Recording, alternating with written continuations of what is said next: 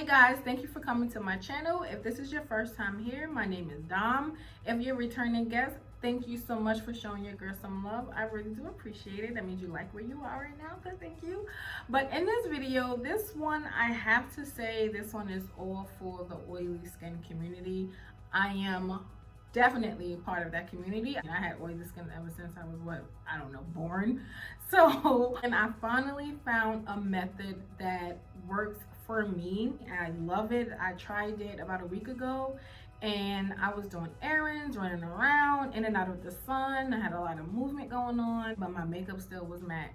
So I'm super excited to show you guys some of the tricks that I've used. And also, if you can't tell, I have something new on my face. This guy right here. So we had an unwanted guest, so I had to conceal this unwanted guest and make a beauty mark. So I can show you how I did that as well. I'm just gonna shut up talking so we can just jump right into this video. So after cleansing my face, I am going in with a moisturizer, and this moisturizer I got from my esthetician. Using a moisturizer is great because your face needs to stay hydrated. And I like to pat it in under my eyes, because these are really delicate areas. And if you hear my fan in the background, it's because I'm in my office and every time I put on makeup here, it's always get hot for me. And I just want for that to dry for probably like 1 minute. Once you allow for the moisturizing cream to dry a little bit, you'll see a difference in your makeup. Your makeup will last a lot longer and it's not so cakey. It helps absorb some of that oil, but you just want for it to dry just to see the best benefits that you have for your makeup. And then after that, I'm going in with a SPF cream. This is optional. You do not have to do this. This is from CYME. I like to use this when I have my makeup because I like the way that it helps minimize some of my pores, but it also helps reduce wrinkles. Then of course with the protection the SPF have. Some foundations have some sort of SPF, so you may be in a little bit luck with that, but this is just something that I like to do because it helps mattify my face. I like to make sure that I'm protecting my skin underneath my makeup. Now, because I am a little bit oily skin, well, a lot bit oily skin, I want to go in with a translucent powder, and I am going in with the 625 translucent powder. I want to use a really damp beauty blender. I mean, close to dry, and I like to apply this directly under my eyes, and it's going to come off really white, but that's fine because you're going to put your foundation right over this. But I realized doing this trick definitely in my T-zone areas, how it helped my makeup last a bit longer. And if you're dry skin, I would not recommend doing this because your makeup will become flaky looking. Now if you're combination skin, I would say put this all over where it will be your oiliest areas, which would be most likely your T-zone area. Just wanted to go in with the brush, just with a little bit of product at the very tip of it, just to press it in. So we're just gonna let that sit for probably like a few seconds before I go forward with anything else.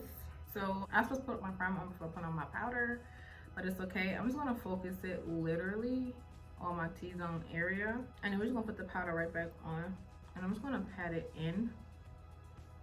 So I'm going in with my favorite color corrector, and this is the color corrector by 625 Cosmetics, and it is a color corrector stick, but I prefer to use a brush to apply it. By doing this, it gives me more control.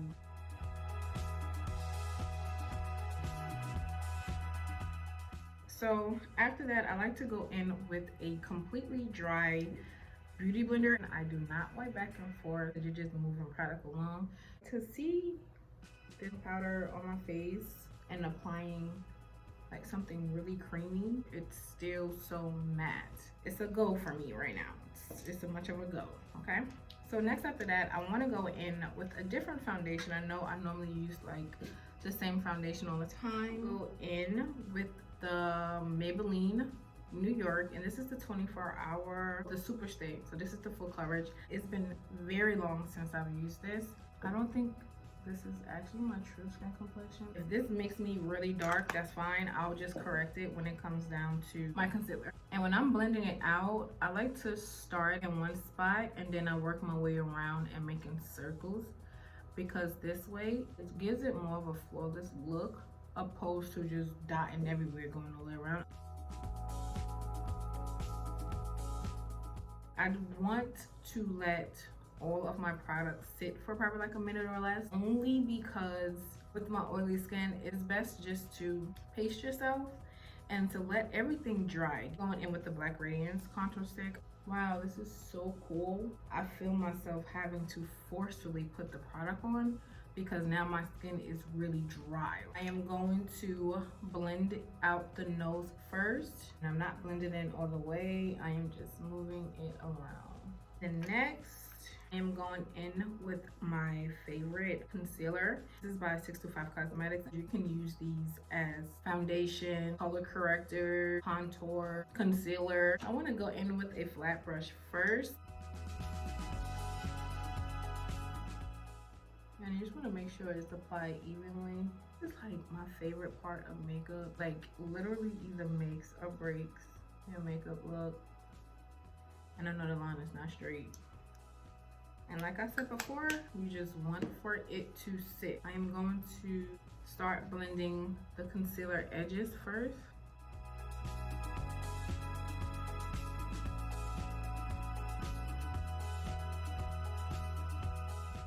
My nose will be the only thing I don't blend out right away this year. I let that sit.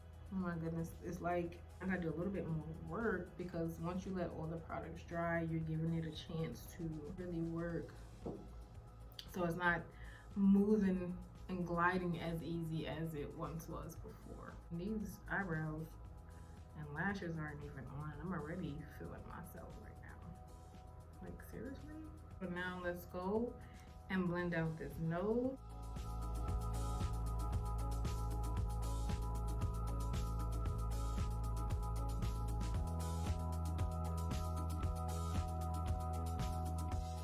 Moving right along, we're gonna go in with some powder to set this. I like to go in with two different setting powders when I'm setting my face. I like to go in with the 625 setting powder, and this is the warm yellow, and I'm just gonna put this wherever I put my concealer. And I'm going in with the Laurier Mercier, I'm putting this wherever I put my contour. I like to go in with this one first. I dipped it in, and then I want to take off a lot of the product. You don't need a lot for this. And I just want to dab it in so that my contour has a chance to get set just as well as my concealer. And I like to have like a little color in my setting powder when I'm setting my contour. It just helps everything to be unison and blend in better. And with my setting powder, and I'm gonna push it into the top, dab back and forth. I'm gonna literally start under my eyes first because that's the fastest to cake up. I'm pinching it as small as I possibly can. Now while that's setting and all of that, we're gonna go in with our eyebrows, and I'm gonna figure out what I'm gonna do with these lashes. So I did this eyebrow off camera. I didn't clean it up yet, so I like to make sure they're even. So the first thing I do, I put these wild bushy eyebrows in check, okay? I have yet to really get these eyebrows done. I've been like low maintenance cleaning it up myself because I still have not found the right eyebrow tech. You know, a good eyebrow tech in Atlanta, please let me know, because I haven't really found one that I'm in love with because I'm just super scared to go back to another one.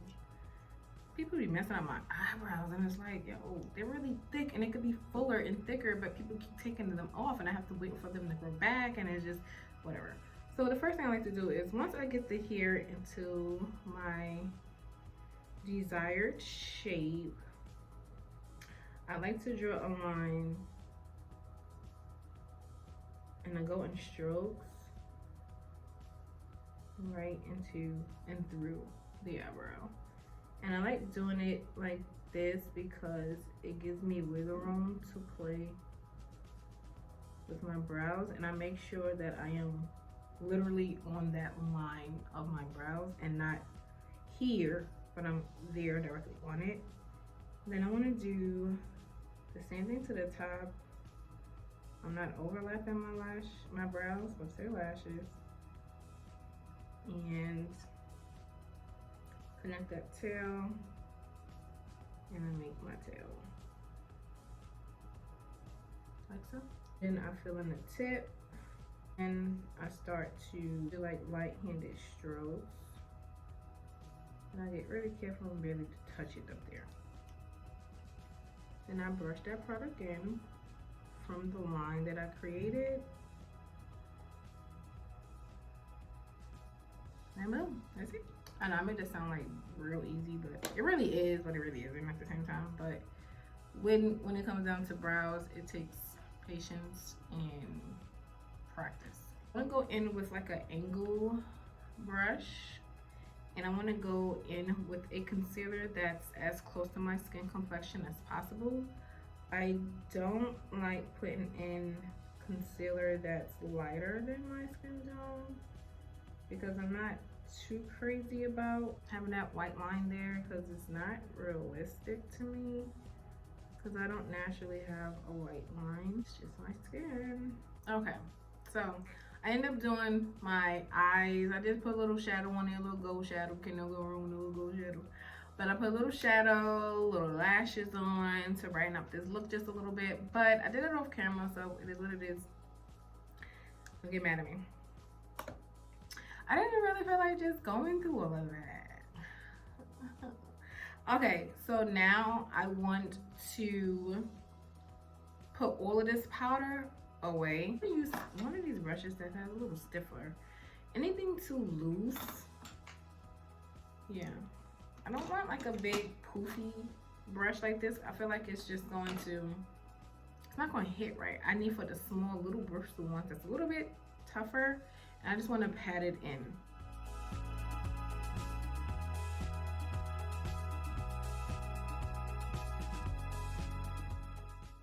I don't want to go back and forth. I feel like it's just going to move my product away. I did too much work. I do the same thing with the nose, on the side of the nose.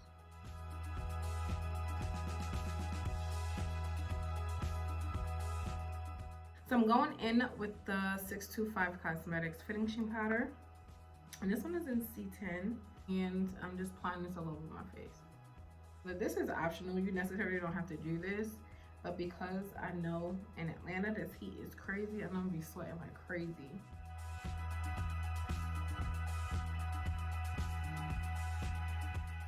I'm going to go in with the setting spray. Be careful with my hair. Oh, I should have had this. And I like to go and press it in. Let's play around with this right here, just imperfection. So I'm going in with the eyeliner that I use, my L'Oreal, and I'm gonna slightly press on it. See how beautiful that is?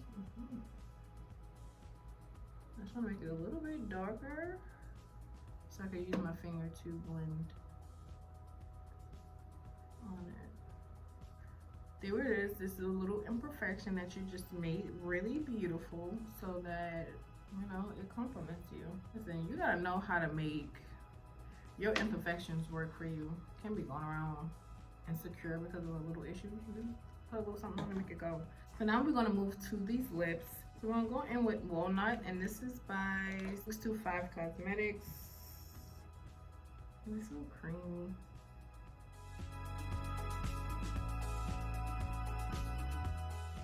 And then next, I want to go in with the 625 Cosmetics lipstick, and this is Chubby.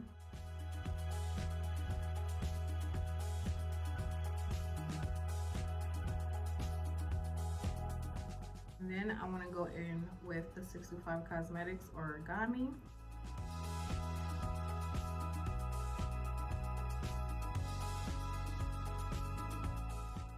So this is the finished look. I am super excited to see how this turned out. Even my little beauty mug, this is super cool. Now my makeup looks flawless. It looks amazing. I'm loving everything about it. This by far is my favorite way of applying my makeup for my particular oily skin type. I tried this about a week ago, and I was running errands in and out of the sun. I was doing a lot, and my makeup still held up. I hope this method helps somebody else out who has oily skin issues? If so, please feel free to let me know down below. This method I am definitely going to be doing moving forward. I'll get used to seeing this process. Super excited how my little beauty mark looks. So thank you guys for allowing me to entertain you as well as educate you. I hope that you got something out of this video. Please don't forget to give your girl some thumbs up. Please don't forget to subscribe to my channel, and please don't forget to press that notification button so you're alerted whenever I have a new video coming up. Have a great week.